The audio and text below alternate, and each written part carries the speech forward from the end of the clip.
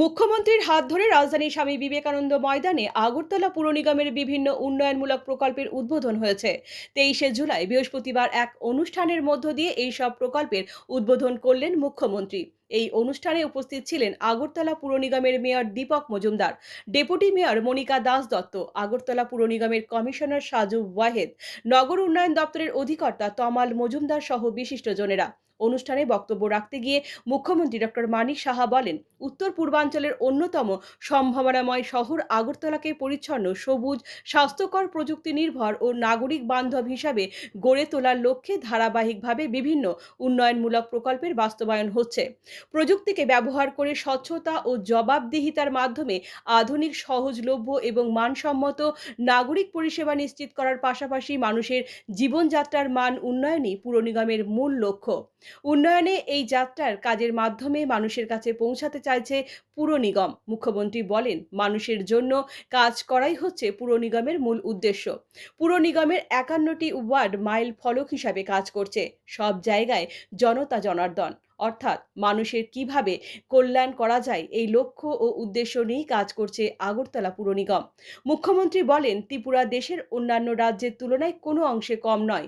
দেশের বৃহৎ রাজ্যগুলির সঙ্গে পাল্লা দিয়ে কাজ করে চলছে আগরতলা পুর নিগম। যারা রাজ্যের বাইরে থাকেন তারাই এই রাজ্যের উন্নয়নের বিষয়টা ভালোভাবে উপলব্ধি করতে পারেন। আগরতলার সার্বিক উন্নয়নে পুর নিগমের এই উদ্যোগগুলি গুরুত্বপূর্ণ ভূমিকা পালন করবে বলে আশাবাদী মুখ্যমন্ত্রী ডক্টর মানিক সাহা। মিলিয়ে এরকম একজন ব্যক্তি আমাদের সামনের দিকে পরিচালিত করছেন, তো আমরাও তো সেইভাবেই আমাদের চলতে হবে। আমরা তো সেই স্পিডকে মেনটেন করতে হবে। তো সেটা আমি আজকে এখানে এতগুলো যে পরিকল্পনা বা উদ্যোগ যে গ্রহণ করেছেন আগরতলা পুর নিগম, বিশেষ করে মাননীয় মেয়র এবং ওনার ফুল টিম, সত্যি এটা অভূতপূর্ণ। টাইম টু টাইম বিভিন্ন সময় ওনারা এই কাজটি করেন এবং এতে করে একটা আমাদের আত্মতুষ্ট, আমি বলবো না একদম এর জন্য আত্মতৃপ্তি হয়ে যাবে, আমাদের আরও কাজ করতে হবে। কিন্তু আমি দেখি কিছুদিন আগেও আপনারা দেখেছেন যে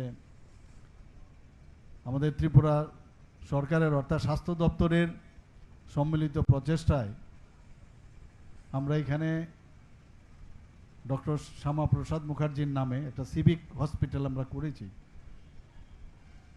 উদ্বোধন করেছি। কিন্তু আমার কাছে কীরকম মনে হচ্ছিল, একবার যাই, আচানক সেখানে যাই, গেলাম আমি সেখানে। এতে কি হয়, গেলে বোঝা যায় স্টার্ট তো হলো, কিন্তু স্টার্টের পরে তার অবস্থানটা কি সেটা দেখা দরকার।